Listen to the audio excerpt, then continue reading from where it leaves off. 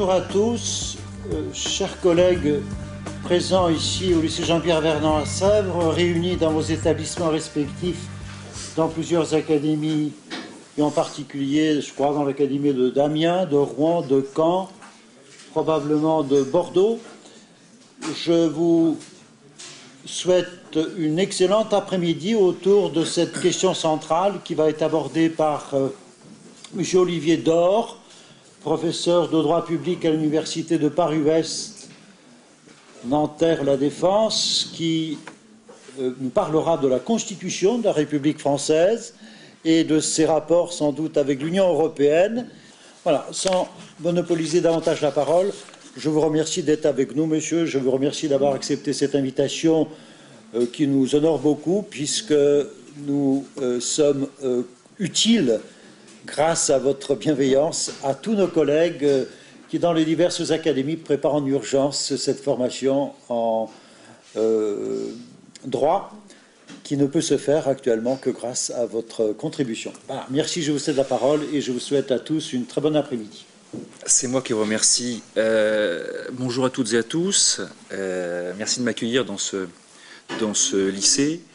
Le thème de la séance d'aujourd'hui va porter sur la question de la Constitution.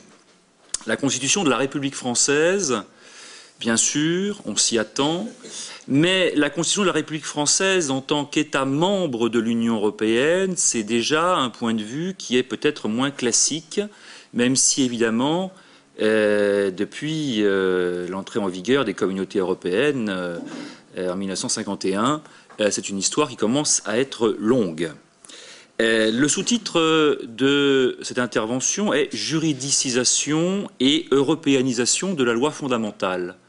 Il s'agit, à travers des trois thèmes que nous allons étudier successivement, de voir comment la Constitution est devenue, depuis 1958, pour faire bref, une source de droit importante grâce à l'existence d'un juge, et d'autre part, comment cette même Constitution, à la fois pacte politique, mais aussi normes juridiques, eh bien, est influencée par l'appartenance de notre pays à l'Union européenne. Alors, en introduction, peut-être je vais vous présenter en réalité très rapidement les trois parties, puis je reviendrai sur l'introduction générale. Nous verrons trois points successivement. Premier point que j'ai intitulé « La Constitution, source de droit, droit des sources », qui nous permettra de voir à la fois comment la Constitution c'est du droit, mais c'est du droit qui va permettre, en définissant des procédures juridiques, eh bien, d'adopter les actes les plus importants de l'État, la loi, les actes réglementaires par exemple.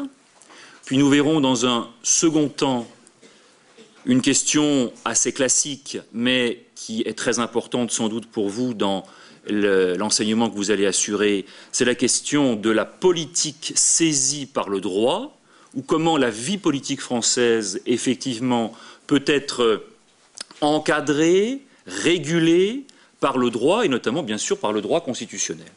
Enfin, dernier point que j'aborderai, c'est la question beaucoup plus technique, mais tout aussi importante, de cette incidence de l'Union européenne sur la Constitution, à la fois le texte de la Constitution, mais aussi l'exercice des pouvoirs publics, c'est-à-dire la façon dont les gouvernants exercent leurs compétences, président de la République, gouvernement, parlement notamment. Pour revenir à l'introduction générale, trois points, j'aimerais voir avec vous rapidement trois points. Premier point, il existe de par le monde, en tout cas dans les pays qui connaissent une constitution, et à peu près tous connaissent ce phénomène, différentes façons d'aborder ce problème. Il y a notamment une grille de lecture, il y a deux grilles de lecture qui me semblent particulièrement intéressantes pour un petit peu voir les choses d'une façon pratique.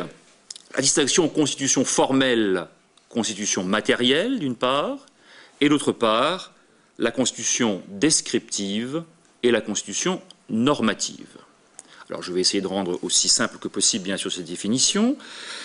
Première distinction, donc formelle, matérielle. Une constitution formelle, C'est une Constitution qui, comme la nôtre, est issue d'un exercice particulier qui est l'exercice du pouvoir constituant, en 1958, un certain nombre de forces politiques, d'organes politiques et juridiques, ont établi une constitution, et cette constitution a été approuvée par le peuple, et cette constitution ne peut être modifiée que par une procédure bien précise. Une procédure, c'est la procédure de révision de la Constitution.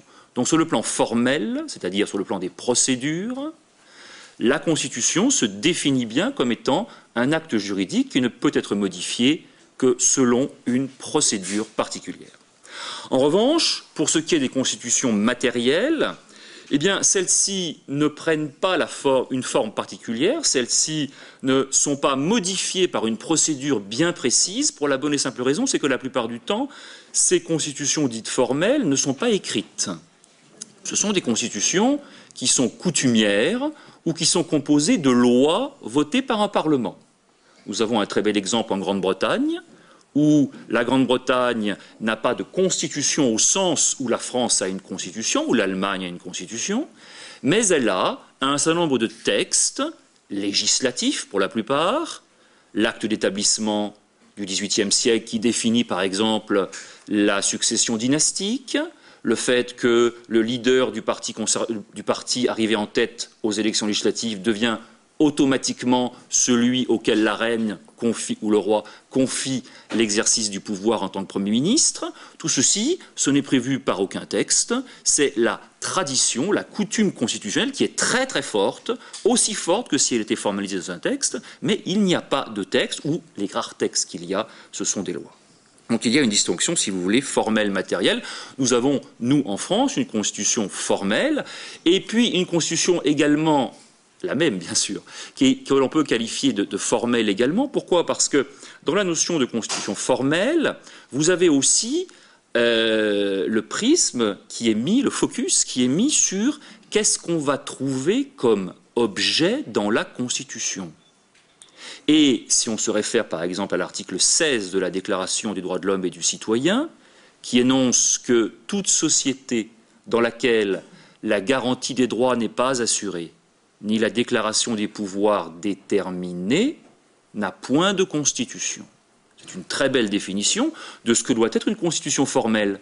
A contrario, ça veut dire quoi? Ça veut dire tout simplement que dans une constitution, on doit trouver un mode de garantie des droits, d'une part, c'est-à-dire des libertés, et d'autre part, on doit trouver une séparation des pouvoirs, c'est-à-dire la façon dont le pouvoir politique va être exercé, selon le prisme de Montesquieu, par les trois pouvoirs que tout le monde connaît. Donc ça, c'est évidemment une définition de ce que doit être une constitution, et dans toutes les constitutions, il y a au moins ces deux éléments, même si dans d'autres, il peut y avoir autre chose. Par exemple, dans la loi fondamentale allemande, il y a également le mode d'organisation des relations entre l'État et les églises, qui n'existe pas dans notre constitution de façon aussi détaillée. Deuxième, grille de lecture, normative descriptive. Une constitution descriptive, c'est une constitution qui se contente de décrire les institutions. Il y a un président de la République, il n'y en a pas, il y a un roi, il y a un gouvernement, il y a un parlement, il y a peut-être des juridictions, et puis c'est tout. Et puis c'est tout, donc cela veut donc dire que la Constitution est un pacte politique, sans aucun doute, la plupart du temps légitime dans une démocratie, mais que, si vous voulez, elle se contente de décrire les institutions, elle se contente de prévoir un certain nombre d'éléments institutionnels, mais elle ne va pas jusqu'à produire du droit, c'est-à-dire jusqu'à encadrer l'action des institutions publiques qu'elle crée. En France, sous les 3e et 4e Républiques, par exemple, c'est-à-dire jusqu'en 1958, nous n'avions que des constitutions très largement descriptives qui prévoyaient un certain nombre d'institutions, président de la République, cabinet, parlement bicaméral, mais dans la pratique, on voyait que les compétences dévolues aux institutions n'étaient pas respectées et que, comme il n'y avait personne pour, évidemment, dire encadrer les choses, il n'y avait aucun juge, par exemple, susceptible de dire ceci est conforme à la Constitution ou ceci n'est pas conforme, il n'y avait pas d'obligation juridique découlant de cette description des institutions faites par la Constitution. Aujourd'hui, il en va tout à fait différemment. Non seulement notre Constitution décrit les institutions, mais elle définit leurs compétences. Et il y a des juges, le Conseil constitutionnel, le Conseil d'État, qui sont là pour, en quelque sorte, annuler, abroger des actes, des comportements qui ne seraient pas conformes à la Constitution. Donc nous avons à la fois, nous, enfin, une Constitution à la fois descriptive et normative. Deuxième point, tout simplement, qu'est-ce que c'est que la Constitution? De quoi parle-t-on? En France, en effet, lorsque on parle Constitution, évidemment, tout de suite, on pense à la Constitution de 1958 qui a été modifiée plus d'une vingtaine de fois. Mais il ne suffit pas de parler de la Constitution de 1958 pour faire le tour de notre Constitution. En effet, les juges, et même d'ailleurs le pouvoir constituant, ont interprété de façon très large la notion de constitution. C'est-à-dire qu'au texte de 1958, et ça c'est quand même très important pour que les étudiants, que les élèves que vous aurez aient une vision très précise de la notion de constitution, eh bien c'est non seulement le texte de 1958, mais c'est également les trois textes auxquels renvoie le préambule de la Constitution de 1958. C'est-à-dire que la Constitution c'est 58, plus le préambule de 58, plus la fameuse Déclaration des droits de l'homme et du citoyen du 26 août 1789, plus le préambule de la Constitution de 1946, et enfin, dernier texte, la Charte de l'environnement de 2004. Autrement dit, nous avons une Constitution, j'allais dire, en morceaux. Pour employer un terme plus joli, on pourrait dire que nous avons affaire à un polyptyque constitutionnel, c'est-à-dire une constitution qui, effectivement, comme un polyptyque dans un édifice religieux, eh bien, s'ouvre sur une pluralité de tableaux, mais l'unité est assurée par la cohérence de l'ensemble. Donc nous avons une constitution en plusieurs parties. Enfin, dernier point, bien sûr, l'incidence de la Constitution sur l'appartenance de la République à l'Union européenne, il ne faut pas l'oublier. Nous verrons que nous avons une partie de notre Constitution, le titre 15, qui est consacré à un certain nombre de dispositions en relation avec ceci. Sans plus attendre, abordons la première partie, la Constitution source de droit, droit des sources. Nous allons voir successivement deux idées. Tout d'abord, la Constitution est source de droit. Quel droit? Le droit de la séparation des pouvoirs, le droit de la garantie des droits. Et puis nous verrons dans un deuxième temps que la Constitution, elle est également droit des sources, c'est-à-dire qu'elle est le droit qui va définir les procédures principales permettant d'adopter les principaux actes juridiques de la République. Alors, vous avez pu voir que je donne un plan assez détaillé. Je ne vais pas évidemment redétailler l'ensemble des éléments, je vais simplement poser un certain nombre de principes, et puis, si vous avez des questions par la suite, bien sûr, je me ferai un plaisir d'y répondre. Alors, tout d'abord, la séparation des pouvoirs, bien sûr, sachant que la séparation des pouvoirs, depuis Montesquieu, qui en a posé le principe, en tout cas qui était l'un des principaux, ce n'est pas le seul à avoir posé le principe de la séparation des pouvoirs, vous le savez, ces pouvoirs peuvent s'organiser de façon différente, sur un modèle de régime parlementaire, avec responsabilité du gouvernement devant le Parlement, sur le modèle britannique, et puis une séparation des pouvoirs à l'américaine, c'est-à-dire un régime qualifié plutôt de présidentiel. En France, nous avons, contrairement à ce qu'on croit trop souvent, évidemment, compte tenu de la place ô combien importante que prend le président de la République dans le jeu politique français, eh bien, nous avons néanmoins affaire à un régime parlementaire avec en général, un fort correctif présidentiel, c'est-à-dire que le gouvernement est responsable devant le Parlement, mais que cette logique générale est modifiée par le poids et la légitimité du président de la République. Nous allons y revenir. Donc, cette séparation des pouvoirs, nous aborderons successivement trois points. Tout d'abord, les larges compétences de l'exécutif. L'idée ici est que, comme dans tout régime parlementaire, nous avons un bicéphalisme, c'est-à-dire que nous avons un exécutif à deux têtes. Si nous étions dans un régime présidentiel à l'américaine, il n'y aurait pas deux têtes à l'exécutif. Le président des États-Unis est seul à exercer l'ensemble du pouvoir exécutif. Nous avons deux têtes à l'exécutif, un président de la République, un Premier ministre. Nous sommes bien dans un régime parlementaire, en dépit des apparences. Mais ce bicéphalisme, vous le savez, est un bicéphalisme très particulier, puisque d'une part, la Constitution définit très précisément à l'article 5 ce qu'est la fonction présidentielle, et à l'article 20, ce qu'est la fonction gouvernementale. Notamment, l'article 20 dit « Le gouvernement détermine et conduit la politique de la nation ». Or, tout le monde sait que le gouvernement, s'il conduit la politique de la nation, il ne la détermine qu'à la marge. C'est bien sûr le président de la République qui va déterminer, en lecture présidentialiste de la Constitution, les grandes orientations de la politique nationale.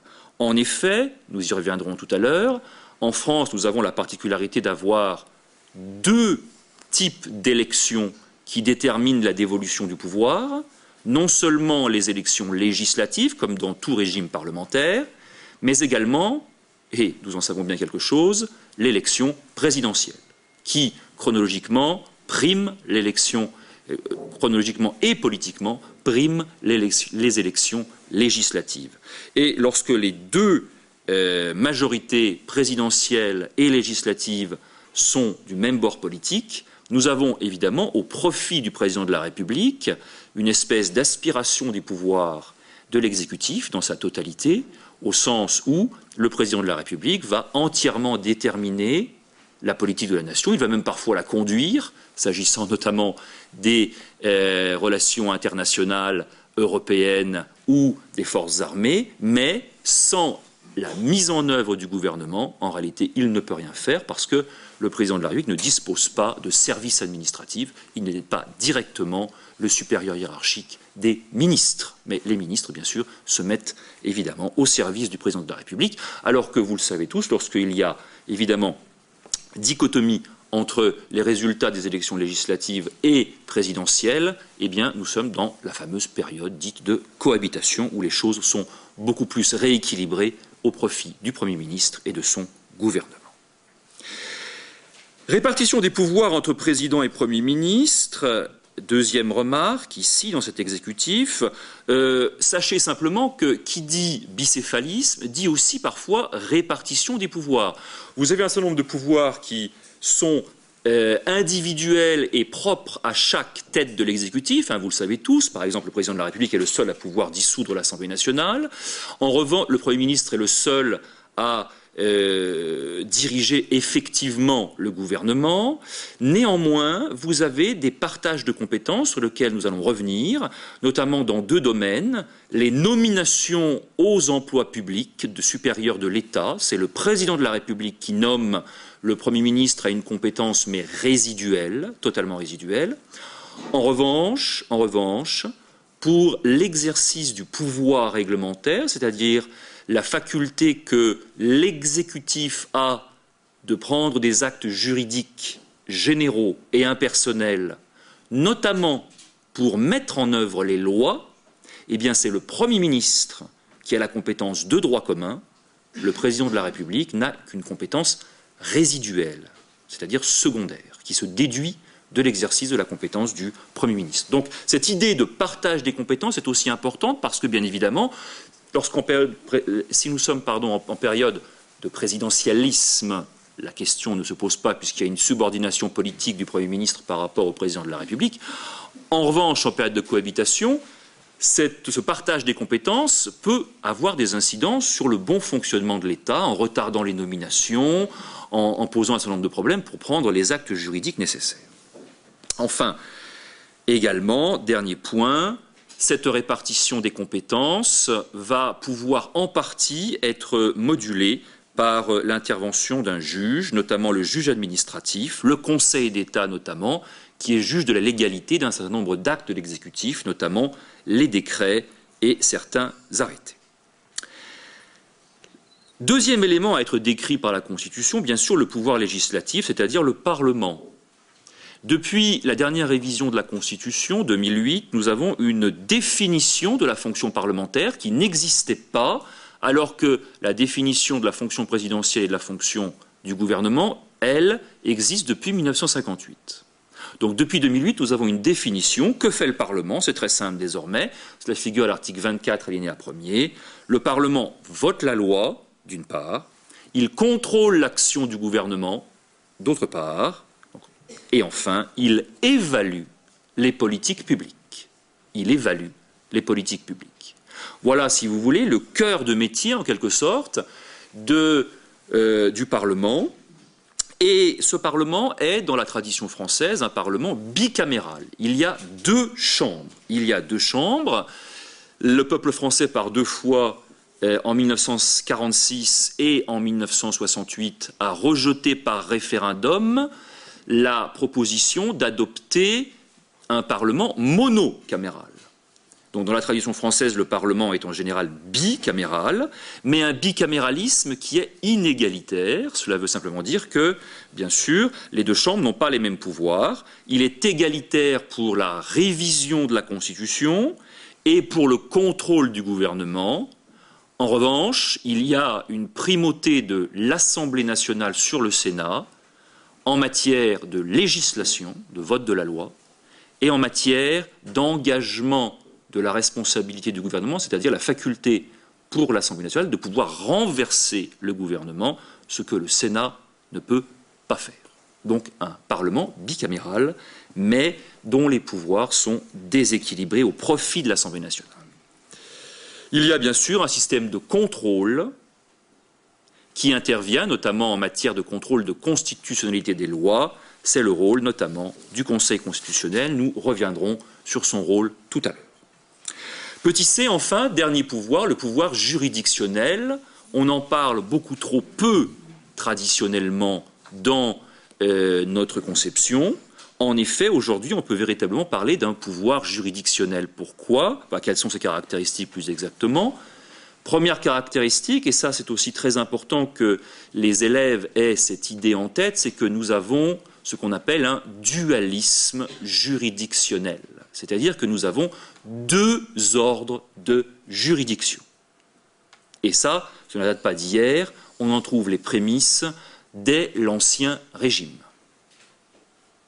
Nous avons un ordre juridictionnel judiciaire qui est coiffé par la Cour de cassation et un ordre juridictionnel administratif qui est coiffé par le Conseil d'État, avec des juridictions de première instance et des juridictions d'appel, dans les deux cas.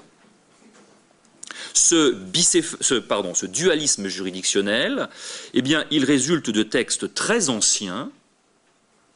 Sans aller au-delà de la Révolution, on peut citer notamment la loi des 16 et 24 août 1790, qui a posé le principe de l'interdiction pour les juges judiciaires de connaître des affaires de l'administration.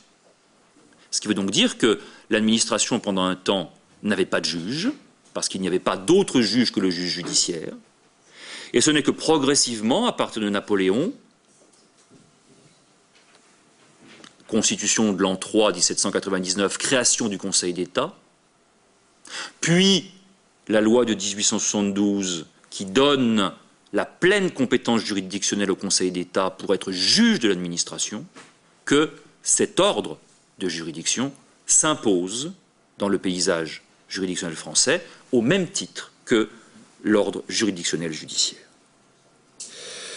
Et la protection de ce second ordre, la protection de ce dualisme juridictionnel, désormais bénéficie d'une garantie constitutionnelle, puisque le Conseil constitutionnel, dans sa jurisprudence, est venu protéger les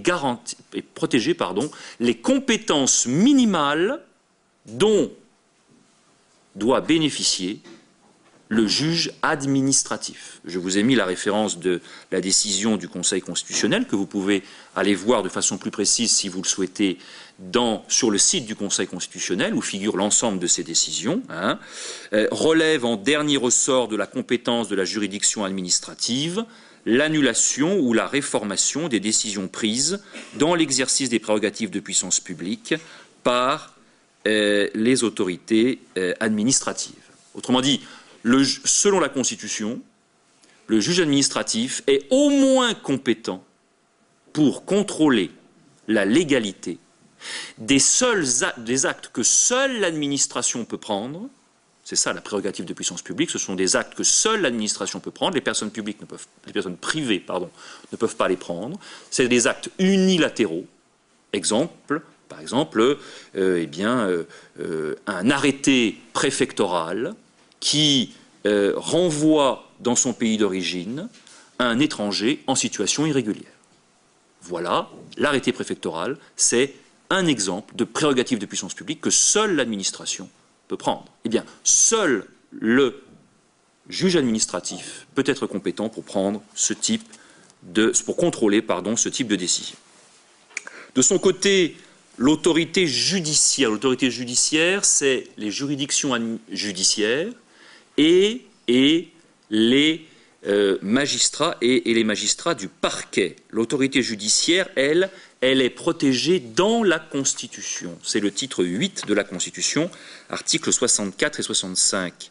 Vous savez que les magistrats judiciaires, ils bénéficient, en raison de l'importance de leurs fonctions, d'un certain nombre de garanties constitutionnelles, notamment sur le plan de la fonction publique, ils bénéficient d'un statut à part, qui est propre à eux, et donc les 6000 magistrats de France bénéficient d'un statut qui est propre à eux, qui est tout à fait distinct, par exemple, de celui des fonctionnaires, le statut de 1983.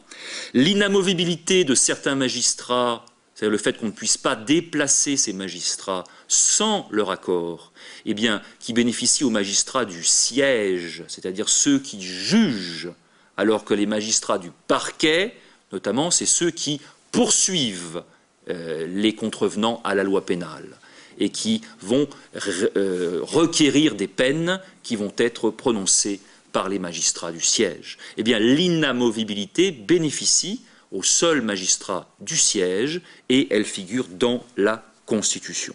Enfin, il faut absolument connaître l'existence au moins du Conseil supérieur de la magistrature, également prévu par la Constitution, le CSM, qui désormais, depuis 2008, est un organe totalement indépendant, parce que jusque-là, il était présidé par le président de la République et en était membre de droit le ministre de la Justice, garde des Sceaux. Désormais, c'est fini. Le pouvoir exécutif n'est plus membre du CSM. Il est composé à la fois de magistrats du siège et du parquet élus par leurs pairs, d'une part, et de personnalités qualifiées, notamment, excusez-moi du corporatisme, mais de professeurs de droit, en tant que personnalités qualifiées.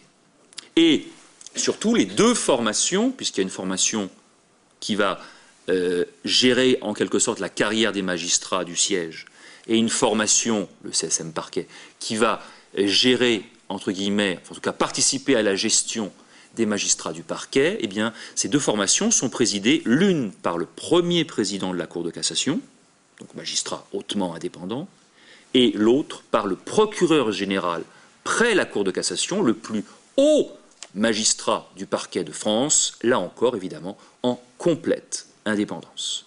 Donc là, il y a évidemment, depuis 1958, un grand effort d'indépendance de la magistrature. Enfin, la justice administrative également a vu son indépendance reconnue par le juge constitutionnel et protégée contre les empiétements du législateur. C'est notamment le cas dans la décision de 1980. Deuxième élément, nous avons vu la séparation des pouvoirs. Voyons également comment la Constitution définit la garantie des droits. La garantie des droits. Traditionnellement, c'est le législateur qui est compétent, c'est-à-dire le Parlement en réalité, qui est compétent historiquement pour voter les lois qui vont protéger, consacrer d'abord, puis protéger les libertés. Cela résulte de l'héritage révolutionnaire des articles 4, 5 et 6 de la Déclaration des droits de l'homme et du citoyen, selon lequel notamment c'est la loi qui protège, c'est la loi qui va protéger, parce que bien évidemment la loi s'oppose au bon vouloir de l'administration, au bon vouloir du souverain, au bon vouloir du monarque. Un exemple, la Troisième République a été un régime très riche, où de nombreuses lois qui sont encore applicables aujourd'hui et que vous connaissez sans doute, la liberté de réunion, la loi de 81, la liberté de la presse de 84, la fameuse liberté d'association de 1901, toutes ces lois qui sont encore aujourd'hui en vigueur, eh bien, elles ont été adoptées par le Parlement de la Troisième République. Et ça, c'est évidemment quelque chose qui est très important. Aujourd'hui, sous la Cinquième République, qu'en est-il? La compétence du législateur, c'est-à-dire la compétence de la loi, est toujours maintenue en matière de protection des libertés. Sauf que désormais, nous avons un encadrement de la compétence du Parlement, du législateur. Pourquoi? Parce que nous avons au minimum un encadrement constitutionnel. En effet, la Constitution, à travers les textes que je vous ai cités tout à l'heure, ceux de 1789, la Déclaration, ceux de 1946, qui énoncent toute une série de droits et de libertés individuelles, socio-économiques, liées à l'environnement, charte de 2004, eh bien, tous ces droits constitutionnels, c'est du droit, qui viennent encadrer sous la houlette du Conseil constitutionnel la compétence du législateur en matière de droit et de liberté. Autrement dit, il y a toujours une compétence, cette compétence n'est plus souveraine, elle est déterminée par la Constitution et surveillée en quelque sorte par le Conseil constitutionnel.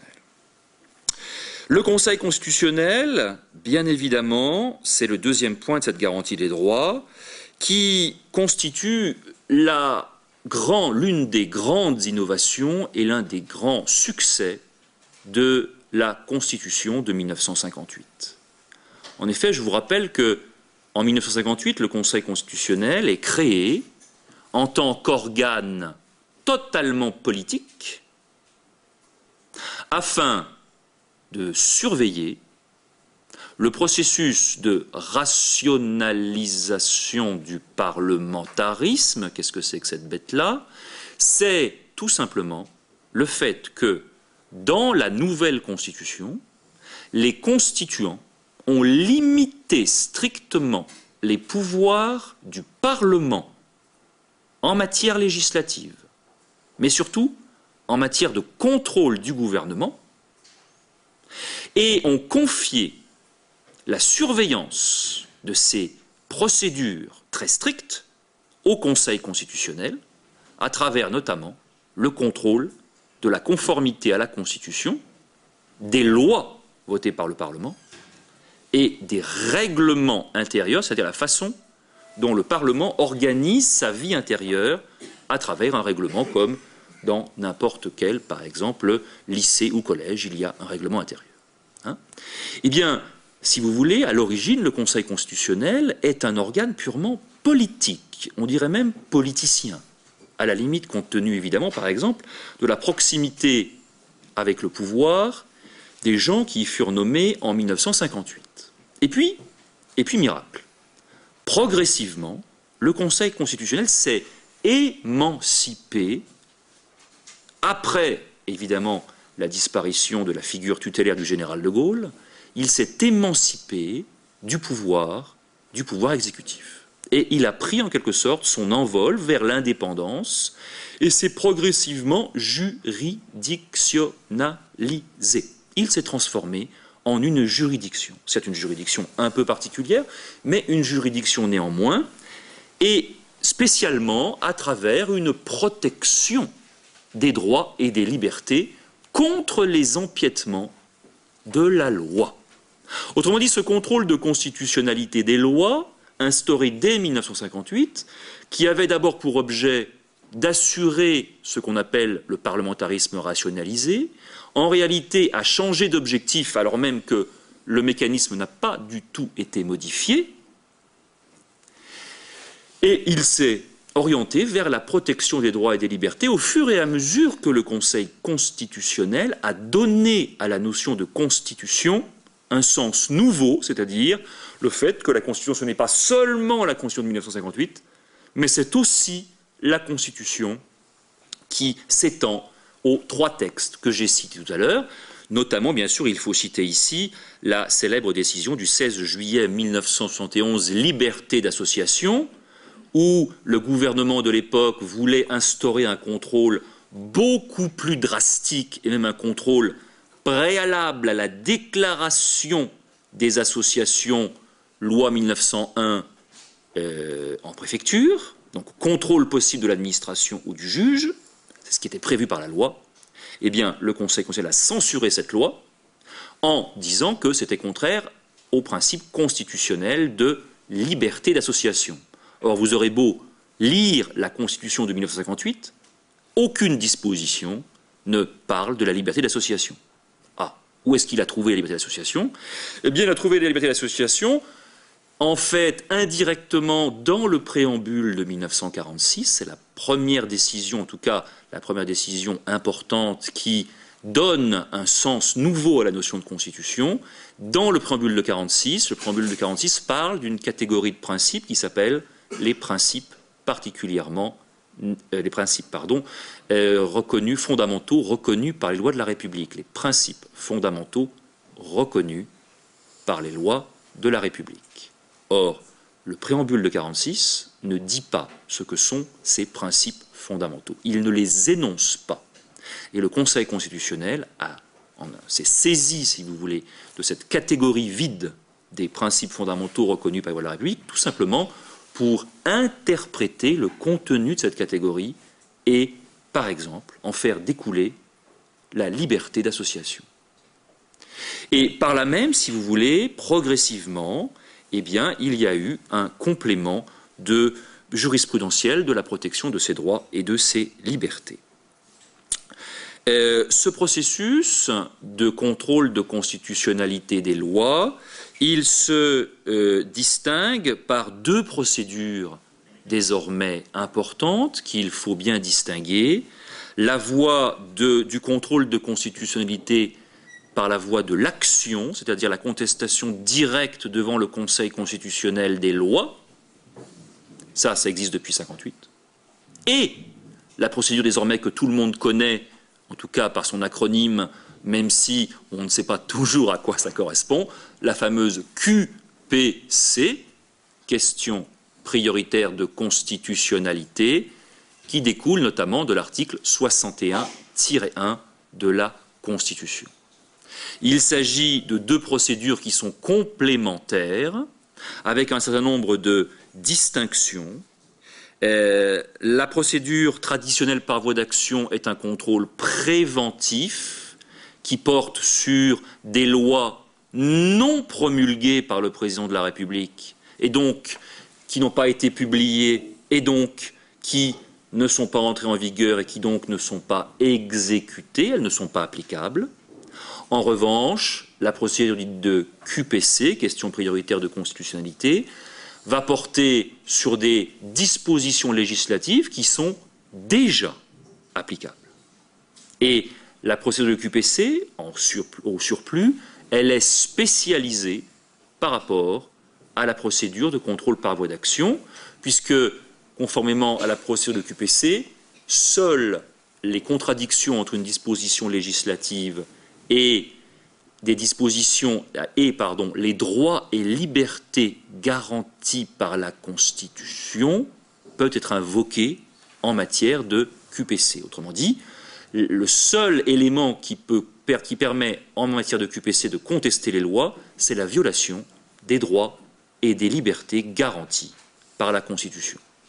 Alors que vous pouvez invoquer, pas vous, mais les parlementaires, ou le président de la République, ou le Premier ministre, ou les deux présidents des assemblées, eh bien, peuvent invoquer dans la première procédure de contrôle de constitutionnalité, la procédure a priori, n'importe quelle violation de la Constitution, notamment la violation des règles procédurales. Mais la Constitution est non seulement, évidemment, une source de droit, mais elle est aussi une source de droit des sources, si j'ose dire. Autrement dit, la Constitution va définir un ensemble de règles juridiques, de procédures juridiques, permettant d'adopter des actes de droit, et notamment les actes de droit les plus importants de notre ordre juridique national. Nous verrons successivement ici 2 points, la définition des principales procédures et, d'autre part, la hiérarchie des normes entre les différents actes qui est définie, cette hiérarchie des normes, en partie par la Constitution. Alors, tout d'abord, la définition des principales procédures d'adoption des actes juridiques. Tout d'abord, c'est bien évidemment l'exercice du pouvoir constituant dérivé. Alors, qu'est-ce que ça veut dire, ce charabia? Ça veut simplement dire comment révise-t-on la Constitution? Comment révise-t-on la Constitution? Le pouvoir constituant étant le pouvoir dans l'État qui seul a la faculté de réviser la Constitution. Eh bien, comme nous avons affaire à une Constitution formelle, la procédure de révision est définie à l'article 89 de la Constitution. Et chaque fois que l'on a révisé notre Constitution, on a utilisé cette procédure de l'article 89 qui fait intervenir le président de la République pour l'initiative, soit le président de la République, soit les parlementaires. Le projet ou la proposition doit être adopté dans les mêmes termes par les 2 assemblées. Puis enfin, lorsqu'il s'agit d'un projet de révision, c'est-à-dire initié par le président, il a faculté de choix entre le référendum et le fameux congrès à Versailles. Vous savez, quand les parlementaires s'en vont à Versailles pour réviser la Constitution, ou bien alors le référendum. Et pour la proposition de révision, c'est-à-dire lorsque l'initiative est celle d'un député ou d'un sénateur, c'est exclusivement le référendum. Nous avons également des procédures législatives, c'est-à-dire que c'est la Constitution qui va définir les procédures permettant d'adopter la loi. Mais en réalité, nous devrions parler de les lois au pluriel, parce qu'il y a plusieurs catégories de lois. Il y a des lois qui sont des lois spécialisées en quelque sorte, et il y a la loi ordinaire. Des lois spécialisées, j'entends tout d'abord la loi organique. Les lois organiques, ce sont en quelque sorte des super-lois. Pourquoi pourrait-on les qualifier de super-lois? Tout simplement parce qu'elles sont limitativement prévues par la Constitution. Premier élément. Deuxième élément, elles ont un but bien précis qui est de compléter la Constitution et de la préciser. Et troisième élément, elles sont obligatoirement soumises au contrôle du Conseil constitutionnel, parce qu'elles sont tellement proches de la Constitution et elles la complètent, il ne faut absolument pas qu'elles contredisent la Constitution. Donc ce sont des lois, si vous voulez, qui ont un niveau supérieur aux lois dont on entend parler la plupart du temps, celles dont on entend parler lorsque le Parlement adopte une législation, c'est-à-dire la loi ordinaire, dont la procédure est définie notamment par les articles 45 et suivants. Mais vous avez aussi d'autres lois ordinaires qui, elles aussi, sont spécialisées. Par exemple, chaque année, vous le savez, le Parlement adopte le budget de l'État. Eh bien, pour ce faire, il vote une loi de finances, qu'on appelle souvent une loi de finances initiale. Une loi de finances qui prévoit l'ensemble des recettes, les impôts, et l'ensemble des dépenses, c'est-à-dire ce que l'État compte faire de tout l'argent qu'il va récupérer par l'intermédiaire des impôts. Eh bien, cette loi de finances, elle est adoptée selon une procédure particulière qui est définie notamment, alors partiellement dans la Constitution, mais aussi dans une loi organique très spécialisée dont vous avez peut-être entendu parler. Elle a un nom, un acronyme particulier, c'est la fameuse LOLF, peut-être ça vous dit quelque chose. La LOLF, c'est la loi organique relative aux lois de finances.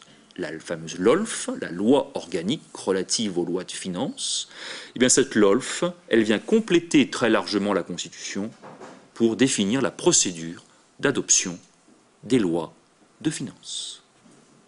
Donc vous voyez qu'il y a tout un panorama de procédures, et bien évidemment, on reviendra sur l'analyse de cette procédure législative.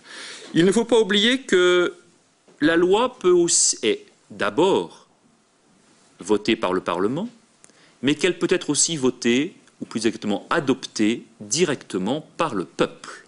Nous avons en effet, dans notre outillage constitutionnel, même plusieurs procédures référendaires, et notamment des procédures référendaires en matière législative. C'est l'article 11 de la Constitution qui définit ces types de procédures, qui définit le champ du référendum et qui définit les modalités du référendum. Il y en a désormais deux de ces référendums.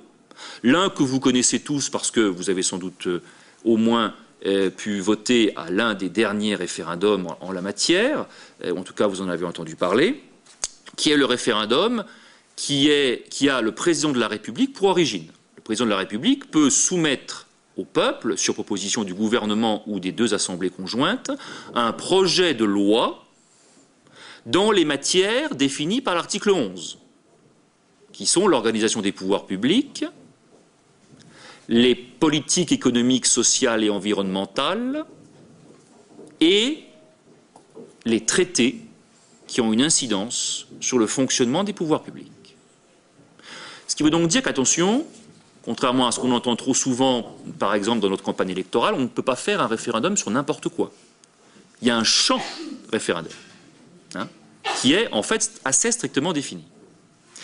Et puis vous avez une deuxième procédure qui résulte de la révision constitutionnelle de 2008, qui n'est toujours pas entrée en vigueur parce que la loi organique d'application n'a pas encore été adoptée par le Parlement.